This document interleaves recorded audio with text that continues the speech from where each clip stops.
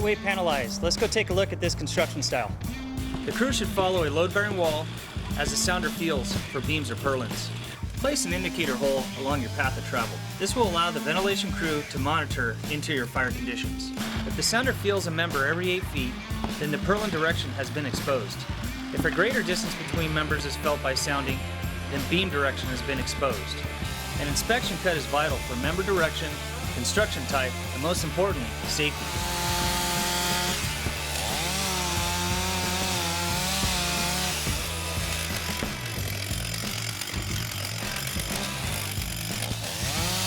The sawyer will cut 45 degrees to an exterior wall, rolling one member when felt. Then perform a head cut to locate the same member if felt. If that member is not felt, the construction type is perpendicular, going left to right.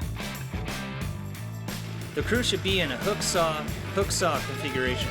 This allows the crew to separate while keeping a sounder in front. The foldback is a common ventilation tactic for this style of roof.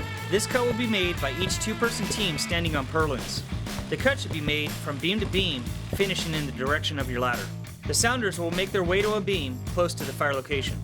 Once the beam is found, they will step to the outside, allowing room for the sawyers to cut. The sounders will step around each sawyer to be in position to pull. The first saw will cut a 45-degree line back to the beam. The second sawyer will do the same on the opposite side. The first sawyer will then reach across and make the beginning of a head cut. The second sawyer will reach out and finish the head cut.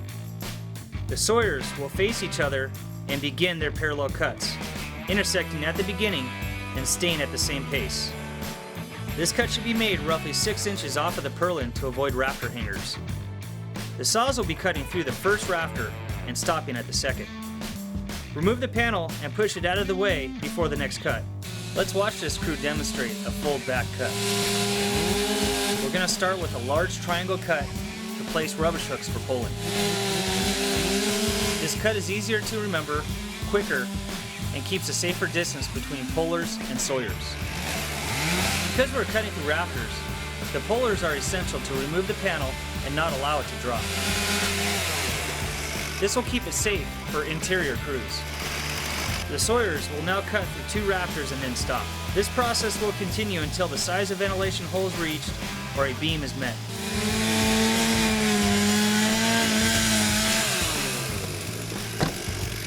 Another option for ventilating panelized construction is a 2-person center rafter louver.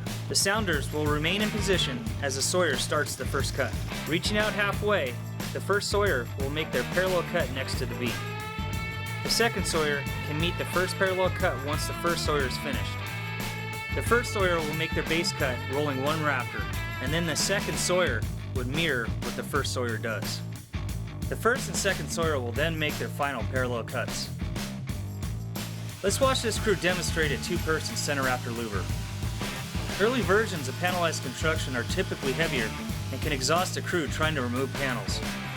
Another reason this cut is beneficial to know is during a pre-plan you may notice objects hanging from a roof, such as sprinklers.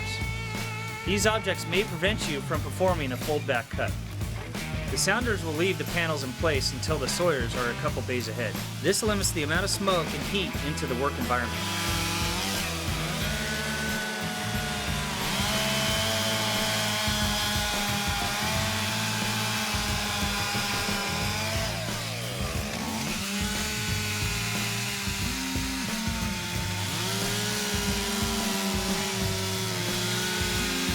Try to push down on the side of the louver from which the wind is coming from.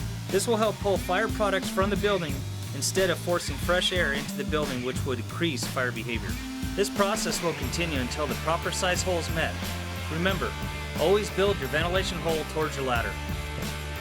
A trench cut on panelized construction should be done standing on a beam or a purlin. When cutting off of a beam, the crew will be working with construction. The first sawyer must reach past the first rafter to start the head cut. This rafter is located 2 feet from the beam. This cut should go from purlin to purlin before performing a parallel cut. The second sawyer will start the parallel cut when the saws are 4 feet apart. The second sawyer will then input a base cut to finish the ventilation hole.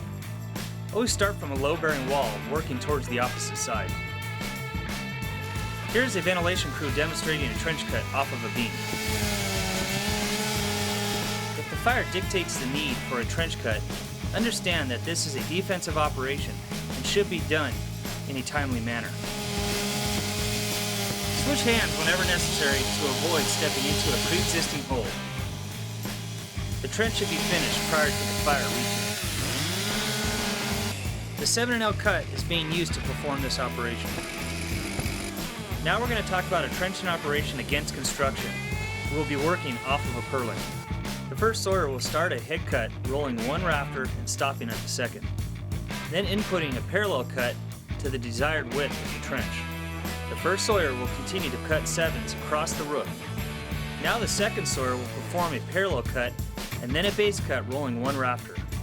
The second sawyer will continue to perform Ls across the roof.